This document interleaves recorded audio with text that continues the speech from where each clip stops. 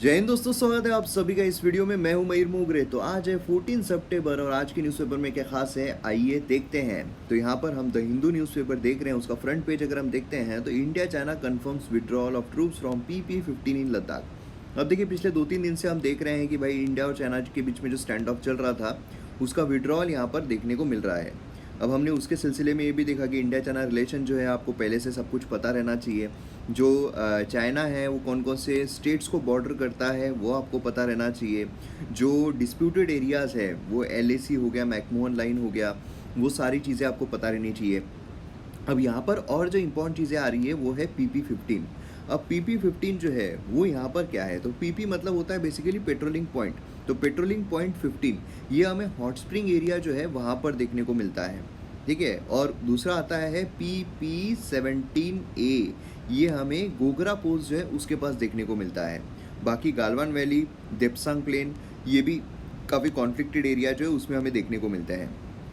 अब देखिए यहाँ पर ये जो पॉइंट्स है, ये पॉइंट्स बेसिकली यहाँ पर डिसाइड किए जाते हैं चाइना स्टडी ग्रुप उसके द्वारा। अब चाइना स्टडी ग्रुप के बारे में अगर आप देखोगे तो वो 1976 जो है उसमें सेटअप किया गया था और ये अपेक्स डिसीजन मेकिंग बॉडी है चाइना के ऊपर कि भाई कौन से पॉइंट कैसे क्या क्या रहेंगे, ठीक है। तो ये कुछ बेसिक चीज़ें हैं जो आपको इसके बारे में पता रहनी चाहिए।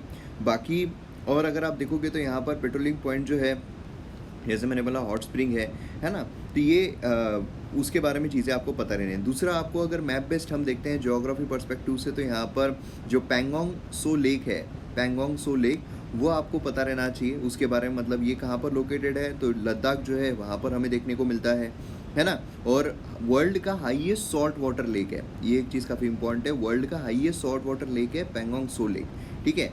एंड उसी के यह मतलब बेसिकली दोनों जगहों पर देखने को मिलता है। 1/3 आप देखोगे तो इंडिया में है, 2/3 आप देखोगे तो चाइना में है। देन उसके बाद गालवान वैली जो है ये भी इंपॉर्टेंट है, तो गालवान वैली के बारे में आपको पता रहना चाहिए। देन उसके बाद अगर हम देखें तो यहाँ पर जो कोंगरा पास है उसके बारे में, वेरियस पासेस जो है ये भी एग्जाम पर्सपेक्टिव से इंपॉर्टेंट हो जाते हैं। मतलब बेसिकली आप यही पास नहीं, तो आपको जो वेरियस पासेस है वो पता रहे, आपको मैथ्स द पेयर में पासेस के बारे में क्वेश्चन जो है वो पूछा सकता है। देन उसका काराकोरम रेंज जो है वो इससे रिलेटेड इंपॉर्टेंट हो जाती है। तो जो भी मैंने आपको अभी बताया वो सारी चीज़ें इंपॉर्टेंट है एग्जाम पर्सपेक्टिव से। इतना आपने पढ़ लिया बस खत्म, ये मैटर ही खत्म इंडिया चाइना वाला। देन नेक्स्ट यहाँ पर आ रहा है कि इलेक्शन कमीशन जो उन्होंने डी लिस्ट की है 86 पार्टीज़ जो उनको यहाँ पर डी लिस्ट किया गया है। तो अब यहाँ पर सवाल जो है वो ये आता है कि इलेक्शन कमीशन ऑफ इंडिया जो है वो कौन से आर्टिकल के तहत आते हैं। देन दूसरी चीज़ है कि यहाँ पर इलेक्शन कमीशन ऑफ इंडिया जो है उनको क्या यहाँ पर किसी भी पॉलिटिकल पार्टी को डी रजिस्टर, यहाँ पर डी लिस्ट नहीं पूछ रहा हूँ मैं, डी रजिस्टर करने की क्या पावर है, ये यहाँ पर क्वेश्चन जो है आपको एग्जाम में आ सकते हैं।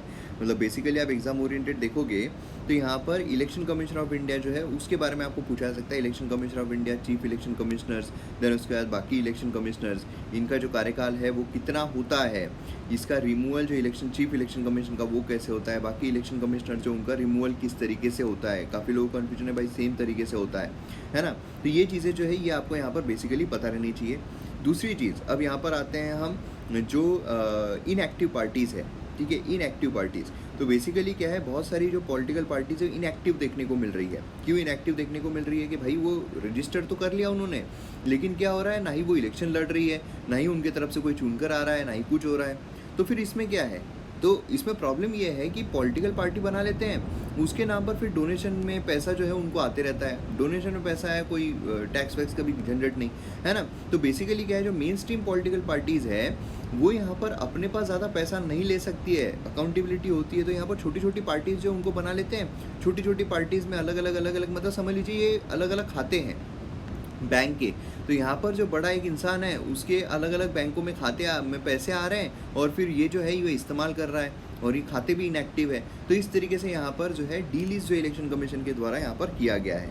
अब यहाँ पर election commission of India D register जो है किसी पॉलिटिकल पार्टी को नहीं कर सकती है कि वह कॉन्स्टिट्यूशन, मतलब बेसिकली क्या हो रहा है कि डी रजिस्ट्रेशन की पावर इलेक्शन कमीशन के पास नहीं है, रजिस्टर करने की power election commission of India के पास है as per representation of people act 1951, ठीक है। तो यहाँ पर ये चीज़ जो है इम्पॉर्टेंट हो जाती है। एंड उसी के साथ यहाँ पर पॉलिटिकल पार्टीज़ को इनकम टैक्स एक्ट 1961 के तहत यहाँ पर एग्जम्पशन जो है वो भी देखने को मिलता है। तो बेसिकली ये प्रीलिम्स पर्सपेक्टिव से जो मैंने अभी पॉइंट्स बताए वो है। देन उसके बाद मेंस पर्सपेक्टिव से अगर आप यहाँ पर देखोगे तो बाकी जो इलेक्शन कमीशन ऑफ इंडिया के पास चैलेंजेस है कि मॉडल कोड ऑफ कंडक्ट जो है वो यहाँ पर ऑथेंटिक नहीं होता है, मतलब बेसिकली कानूनन तौर पर नहीं होता है, लीगल बैकिंग नहीं है ना। ऑफिशियल्स जो उनके ट्रांसफ़र हो जाते हैं, कॉन्फ्लिक्ट जो है लॉ का वो होता है, इन्फोर्सेबिलिटी यहाँ पर नहीं है।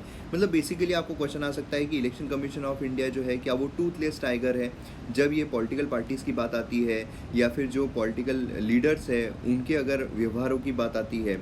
यहाँ पर इलेक्शन कमीशन ऑफ इंडिया के पास इतनी पावर देखने को नहीं मिलती है। तो ऐसे क्वेश्चन जो है आपको एग्जाम में पूछे जा सकते हैं। खैर, यहाँ पर नेक्स्ट आता है ईरान जो है वो अर्ज कर सकता है इंडिया को कि रिस्टार्ट करे अपना ऑयल इंपोर्ट। अब ऑयल इंपोर्ट जो है वो रिस्टार्ट करने की बात की जा रही है। तो अब यहाँ पर क्या है, शंघाई कॉर्पोरेशन, मतलब ये हम आगे देखने वाले हैं, जो एडिटोरियल है उसमें ये सारी चीज़ें आने वाली है, तो ये चीज़ हमें देखने को मिलती है। बेसिकली आप इतना ध्यान में रखिए, ईरान जो है वो अर्ज कर रहा है इंडिया को कि अपना ऑयल इंपोर्ट जो है वो रिस्टार्ट कर सकता है, मतलब बेसिकली। देन उसके बाद नेक्स्ट पेज पर हम आते हैं, तो यहाँ पर भी कुछ खास नहीं है, बस आपको एक चीज़ ध्यान में रखनी है, वो है city court reserve order on Qutub row. तो कुतुब मीनार का जो रो चल रहा है उसमें आर्कियोलॉजिकल सर्वे ऑफ इंडिया जो है ये एक आता है। तो आर्कियोलॉजिकल सर्वे ऑफ इंडिया के बारे में आपको पता रहना चाहिए कि आर्कियोलॉजिकल सर्वे ऑफ इंडिया जो है वो क्या है। देन उसके बाद मतलब बेसिकली ये जो बॉडी है वो क्या है, तो ये चीज़ आपको यहाँ पर पता रहनी चाहिए। बाकी कुछ भी खास देखने को नहीं मिलता। तो उनकी वेबसाइट पर अगर आप जाओगे आर्कियोलॉजिकल सर्वे ऑफ इंडिया, तो आपको सारी इन्फॉर्मेशन जो है वहाँ से मिल जाएगी। देन उसके बाद कोई भी खास न्यूज़ नहीं है। देन उसके बाद नेक्स्ट पेज पर आते हैं, तो यहाँ पर भी कोई खास न्यूज़ जो है वो देखने को नहीं मिलती है। देन उसके बाद नेक्स्ट पेज पर हम आते हैं, तो यहाँ पर भी कोई खास न्यूज़ नहीं है, मतलब पूरी पॉलिटिकल न्यूज़ देखने को मिलती है। देन उसके बाद यहाँ पर कुछ न्यूज़ जो है वो आती है। एक तो है भाई यहाँ पर फ्लड, तो अगेन मैं आपको बोल रहा हूँ GS paper 3 disaster management, and उसमें फ्लड जो है उसके बारे में कंप्लीट इन्फॉर्मेशन आपको रहनी चाहिए। और इसी से रिलेटेड MM अकेडमी ऐप पर डिज़ास्टर मैनेजमेंट और भी सभी कोर्सेज जो है UPSC के लिए और स्टेट PSC के लिए अवेलेबल है। तो वहाँ पर आपको कॉम्प्रिहेंसिव, मतलब वो आपने पढ़ लिया तो बाकी कुछ भी आपको रेफ़र करने की ही ज़रूरत नहीं है। तो डाउनलोड कीजिए MM अकेडमी ऐप और वहाँ पर जो कोर्सेज हैं उनको एंजॉय कीजिए। तेलंगाना फायर, यहाँ पर तेलंगाना फायर बेसिकली क्या है, यहाँ पर स्कूटर जो है उसमें फ़ायर की बात की जा रही है। तो यहाँ पर स्कूटर में फ़ायर किस तरीके से लगता है, पूरा क्या उसमें मैकेनिज़्म चलता है, उस पर मैं ऑलरेडी वीडियो बना चुका हूँ। वो वीडियो की लिंक मैं कमेंट सेक्शन में पिन कर दूंगा, तो वो वीडियो आप ज़रूर देखिए, उससे आपको बहुत कुछ फ़ायदा मिलेगा। ठीक है, क्योंकि ये काफ़ी चल रहा है, तो UPSC में एग्ज़ाम में पूछा जा सकता है। तो कंप्लीट इन्फॉर्मेशन आपको रहनी चाहिए, कॉन्सेप्ट ओरिएंटेड।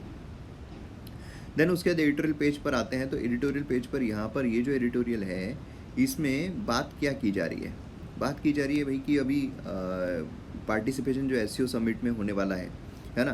तो मतलब इंडिया जो है वो अपना विजिट यहाँ पर अनाउंस किया है, शंघाई कॉर्पोरेशन ऑफ ऑर्गेनाइजेशन जो है उससे रिलेटेड। तो यहाँ पर शंघाई कॉर्पोरेशन ऑफ इंडिया क्या है, सबसे पहली चीज़ तो आपको यही पता रहना चाहिए। तो शंघाई कॉर्पोरेशन ऑफ इंडिया अगर आप देखोगे तो ये बेसिकली उसका ऑब्जेक्टिव क्या है कि यहाँ पर जो म्यूचुअल ट्रस्ट है, म्यूचुअल ट्रस्ट एंड फ्रेंडशिप यहाँ पर बिल्डअप होना चाहिए, है ना। जो SCO मेंबर्स हैं उनके बीच में जो कोऑपरेशन है उसके साथ यहाँ पर डेवलपमेंट जो है वो यहाँ पर होने चाहिए। ठीक है, मतलब जो कंडीशन है ये यहाँ पर अच्छी होनी चाहिए। जो भी यहाँ पर समझ लीजिए जो मेंबर कंट्रीज़ हैं उनके, मतलब कौन कौन से फील्ड में कोऑपरेशन होना चाहिए, जो यहाँ पर प्रोफेशनल स्टाफ है, मेथोडोलॉजी है ना, साइंटिफिक इनोवेशन है, जॉइंट रिसर्च एक्टिविटीज़ है ना। देन उसके बाद समझ लीजिए पब्लिकेशन है। तो ये सारी चीज़ें हैं जिसमें यहाँ पर जो अपग्रेडेशन है वो यहाँ पर होना चाहिए। SCO ये एक permanent inter governmental international organisation है, इंटर गवर्नमेंटल है। ठीक है, और इसमें आप मिलिट्री जो है वो देख सकते हो, इसमें आप इकोनॉमिक देख सकते हो, इसमें आप पॉलिटिकल देख सकते हो, पीस, सिक्योरिटी, स्टेबिलिटी, सभी चीज़ें जो है वो यहाँ पर रहनी चाहिए। 2001 में क्रिएट की गई थी, 2001 में। और उसी के साथ साथ यहाँ पर पहले जो कंट्रीज़ थे, देन उसके बाद और कंट्रीज़ जो है वो ऐड होते गए। ठीक है, एंड देन उसके इंडिया और पाकिस्तान जो है वो 2017 में इसके मेंबर जो है वो बनते हैं। तो इंडिया जो है वो भी इसका मेंबर है, ये आपको ध्यान में रखना है। और उसी के साथ साथ यहाँ पर मतलब समझ लीजिए 17 सितंबर 2021 को यहाँ पर बेसिकली अनाउंस किया गया था कि ईरान जो है वो भी इसका फुल टाइम मेंबर बनेगा। तो जैसे मैंने आपको बोला म्यूचुअल ट्रस्ट ये सब कुछ रहना चाहिए, इफेक्टिव कोऑपरेशन जो है, पॉलिटिकल, ट्रेड, इकोनॉमी ये सब इसमें रहना चाहिए, एजुकेशन बोलिए, एनर्जी बोलिए, है ना, रिसर्च बोलिए, इसमें सब में जो मतलब बेसिकली अपग्रेडेशन होना चाहिए। तो ये चीज़ यहाँ पर इम्पॉर्टेंट हो जाती है। ऑफिशियल लैंग्वेज अगर आप देखोगे तो रशियन एंड चाइनीज़ जो है वो हमें देखने को मिलती है। तो ये चीज़ आपको एससीओ के बारे में पता रहना चाहिए क्योंकि अभी इसमें काफ़ी न्यूज़ में चल रहा है। देन उसके बाद अगर हम बात करते हैं तो अफ़गानिस्तान को इनवाइट नहीं किया गया है। अब बैलेंसिंग ऑफ ब्लॉक, क्योंकि इंडिया जो है अब काफ़ी बैलेंस कर रहा है ब्लॉक में, तो कौन कौन से ब्लॉक्स हैं यहाँ पर आप देखोगे तो एससीओ तो है ही, प्लस यहाँ पर हमें ब्रिक्स जो है वो भी देखने को मिलता है। देन उसके यहाँ पर क्वाड जो है जिसमें ऑस्ट्रेलिया, इंडिया, जापान, यूएसए देखने को मिलते हैं। देन उसके I2U2 India, Israel, US, UAE ये देखने को मिलता है। इंडो पैसिफिक इकोनॉमिक फ्रेम जो है वो फ्रेमवर्क वो देखने को मिलते हैं। देन उसके बाद यहाँ पर इंडिया जो है वो रशिया के वॉस्टोक आर्मी एक्सरसाइज को ज्वाइन कर रहा है चाइना के साथ। एससीओ रैड जो है वो यहाँ पर होस्ट करने वाला है। इंडियन एयरफोर्स ने यहाँ पर ऑस्ट्रेलियन पिच जो ब्लैक है उसमें यहाँ पर बेसिकली पार्टिसिपेट किया है ना। तो मतलब क्या है कि इंडिया जो है वो सभी तरफ से मतलब सभी के साथ वो होता है ना एक दो जो सभी के साथ घूम रहा है, तो वो इंडिया यहाँ पर अपना रहा है। तो इंडिया के पास एक बहुत अच्छी अपॉर्चुनिटी है कि भाई सिर्फ तुम नहीं, हमारे पास सारे दोस्त हैं। तो एक क्या होता है जब सब में होता है ना कोई, तो फिर क्या है निगोशिएटिंग पावर उसकी बहुत ज़्यादा बढ़ जाती है क्योंकि सब उसको बोलते हैं भाई देखना तू उसको बोलना यार, देखना भाई उसको बोलना तो वो भी ग्रुप में, वो ग्रुप में जाके इतना हमारे लिए बोल देना ना। ऐसा मतलब क्या निगोशिएटिंग पावर जो है काफ़ी इंक्रीज़ हो जाती है। तो ये चीज़ें हमें यहाँ पर देखने को मिलती है। तो ऑयल इशू का भी जैसे मैंने आपको बोला कि ईरान जो है वो यहाँ पर फोकस करेगा मीटिंग में इंडिया के साथ कि अपना ऑयल इम्पोर्ट जो है वो रिस्टोर करे, क्योंकि काफ़ी अच्छा यहाँ पर देखने को मिलता है ना। तो ईरान का जो न्यूक्लियर डील है वो आपको यहाँ पर पता रहनी चाहिए। तो बेसिकली ये चीज़ें जो है वो हमें देखने को मिलती है।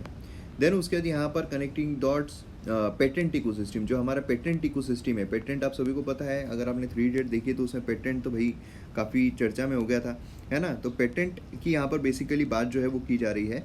तो यहाँ पर क्या है जो पेटेंट है वो इंडिया में अगर आप देखोगे तो काफ़ी पेंडेंसी उसकी हमें देखने को मिलती है, काफ़ी कम यहाँ पर हमें देखने को मिलता है।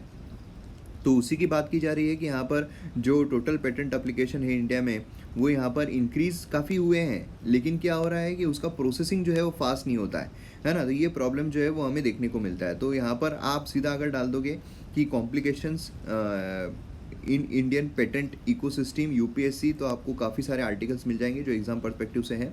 दूसरी यहाँ पर एक इम्पॉर्टेंट चीज़ जो आती है वो क्या है, वो है ग्लोबल इनोवेटिव इंडेक्स। तो ग्लोबल इनोवेटिव इंडेक्स जो है उसके बारे में आपको यहाँ पर इन्फॉर्मेशन जो है वो रहनी चाहिए ग्लोबल इनोवेटिव इंडेक्स के बारे में।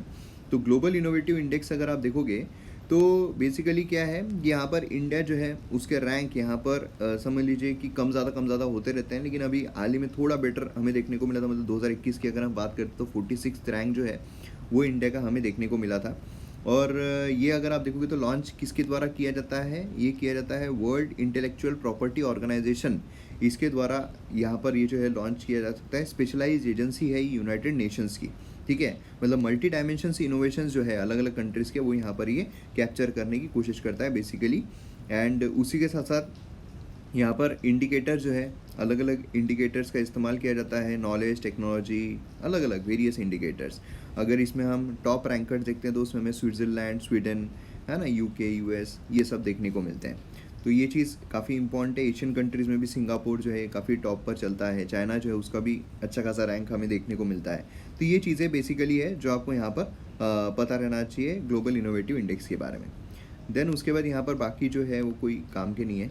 देन उसके बाद यहाँ पर अगर हम बात करते हैं तो ड्राफ्ट इंडियन पोर्ट्स बिल आ रहा है। अब देखिए यहाँ पर सबसे पहले तो ये ड्राफ्ट है ना, इसलिए उसका वर्चस्व वैसे ही कम हो जाता है, लेकिन फिर भी आपको देखना है, आपको पढ़ना है, तो आप draft Indian ports bill UPSC डाल सकते हो गूगल पे, आपको मिल जाएगा अगर आपको पढ़ना ही है क्या उसमें चल रहा है क्या नहीं। क्योंकि जब फाइनल होगा तो उसके बाद क्रिटिसिज्म और बढ़ता जाएगा, तो वो कॉमेंट्री हो जाएगी, मतलब नहीं बनेगा। चलिए नेक्स्ट पेज पर जाते हैं। यहाँ पर fall in the rubber, natural rubber prices already हमने डिस्कस किया हुआ है, इससे कई सारी चीज़ें मतलब फुल रबर वाला जो है वो हमने यहाँ पर कवर किया हुआ है। कम हुए हैं क्योंकि चाइनीज़ का वीक डिमांड है ना, यूरोपियन एनर्जी क्राइसिस, तो इसकी वजह से डिमांड वीक हो गई है। डिमांड वीक हो गई तो प्राइसेस गिर गए हैं। अब यहाँ पर जो फार्मर से वो क्या चाहते हैं कि यहाँ पर इंपोर्ट ड्यूटी जो है लेटेक्स प्रोडक्ट्स पे बढ़ा दी जाए, एंड यहाँ पर जो सब्सिडी है वो उनको प्रोवाइड की जाए रीप्लांटेशन के लिए। तो ये दो चीज़ें मतलब पार्ट हो गया होगा, आपको याद हो गया होगा। रबर बोर्ड है ना, रबर बोर्ड ये भी काफ़ी इंपॉर्टेंट है, जो हमने ऑलरेडी देखा हुआ है। अब यहाँ पर एक आता है अंडरस्टैंडिंग विंडफॉल टैक्स। अब देखिए विंडफॉल टैक्स जो है एक अच्छा कॉन्सेप्ट है, जो इसलिए मैं इस पर सेपरेट वीडियो जो है लेकर आऊँगा आज, जहाँ पर ये कंप्लीट आर्टिकल के साथ हम विंडफॉल टैक्स क्या होता है इसको डिस्कस करेंगे एग्जाम्पल्स के साथ, तो इसलिए उसके लिए छोड़ देते हैं। देन उसके बाद ये भी इंपॉर्टेंट नहीं है। देन उसके बाद नेक्स्ट पेज पर जाते हैं, तो यहाँ पर भी कोई इंपॉर्टेंट नहीं है। यहाँ पर एक अटॉर्नी जनरल जो है फिर से यहाँ पर बनने वाला है, तो अटॉर्नी जनरल के बारे में आपको यहाँ पर इन्फॉर्मेशन रहनी चाहिए। अटॉर्नी जनरल को कैसे, मतलब इलेक्शन के थ्रू आते हैं या कैसे यहाँ पर आते हैं, ये चीज़ आपको यहाँ पर पता रहनी चाहिए। बाकी उनका पूरा कार्यकाल कितना होता है, as per the pleasure of president होता है या 5 साल के लिए होता है क्या, ये सारी चीज़ें जो है वो आपको पता रहनी चाहिए। देन उसके बाद यहाँ पर बाकी भी अगर आप देखोगे तो बाकी पेज पर कोई न्यूज़ नहीं है। यहाँ पर एसेंशियल मेडिसिन लिस्ट, यहाँ पर एसेंशियल मेडिसिन लिस्ट है, तो ये मतलब बेसिकली थोड़ा बहुत आपको पता रहना चाहिए इसके बारे में, बाकी कोई खास नहीं है। देन उसके बाद अगर हम देखते हैं तो इस पर भी कोई खास न्यूज़ जो है निकल कर नहीं आ रही है। अगर हम बिज़नेस पॉइंट ऑफ व्यू से देखते हैं तो वहाँ पर भी एग्ज़ाम के लिए कोई खास न्यूज़ जो है वो हमें देखने को नहीं मिल रही है। तो ये सारे न्यूज़ जो है आज हमें देखने को मिले हैं न्यूज़पेपर में, तो काफ़ी अच्छा न्यूज़पेपर था आज का। तो वीडियो पसंद आया शेयर ज़रूर कीजिए, मिलते हैं अगले वीडियो में। जय हिंद।